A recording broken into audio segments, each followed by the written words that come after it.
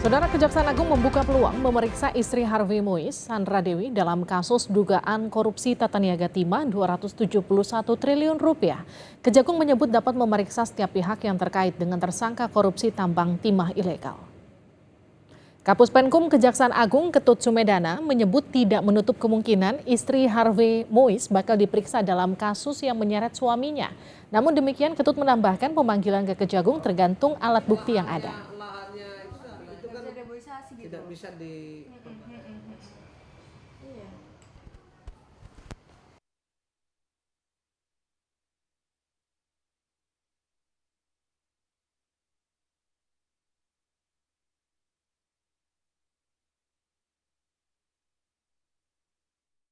tapi sepanjang penyidik membutuhkan untuk membuat terang suatu perkara pokok dulu saya bicara ya, itu akan siapapun bisa dipanggil. Dan termasuk tadi istrinya, tidak betul pun akan dipanggil, akan diklarifikasi lagi. Gitu ya, semua tidak ada yang tidak mungkin sepanjang ada fakta hukumnya, ada alat bukti yang mengarah ke sana, ya pasti kita akan periksa. Karena kita akan membuat terang suatu perkara terus clear semuanya.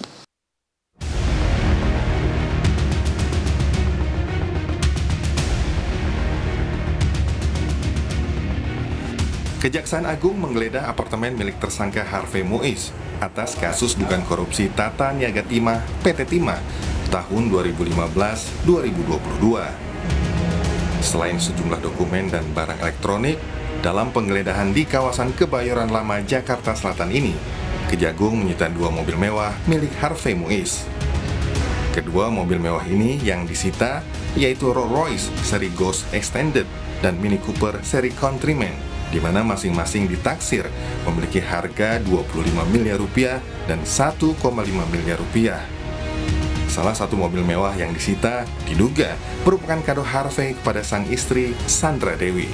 Kemudian tadi malam, setelah sehari sebelumnya kita tambah sebagai tersangka, tim penyidik ini mendatangi rumah Pak Kubono milik HM. Di sana kita melakukan penyitaan, ada 2 jenis mobil, yaitu Rolls Royce dan Mini Cooper. Ya. Kemudian sejumlah dokumen, surat-surat sudah kita lakukan satu penyitaan, dokumen elektronik juga kita lakukan penelitian, dan beberapa barang berharga yang masih dilakukan suatu verifikasi oleh tim penyidik seperti itu. Sebelumnya, Kejaksaan Agung lebih dahulu menggeledah kediaman tersangka lain, Helena Lim, di kawasan Pik, Jakarta Utara.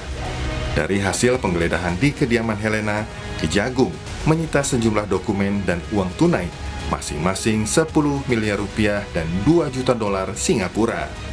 Kejagung menambahkan, dari kediaman Harvey dan Helena, Kejagung juga menyita 65 keping emas logam mulia, hingga uang tunai, pecahan rupiah, dolar Amerika Serikat, dan dolar Singapura.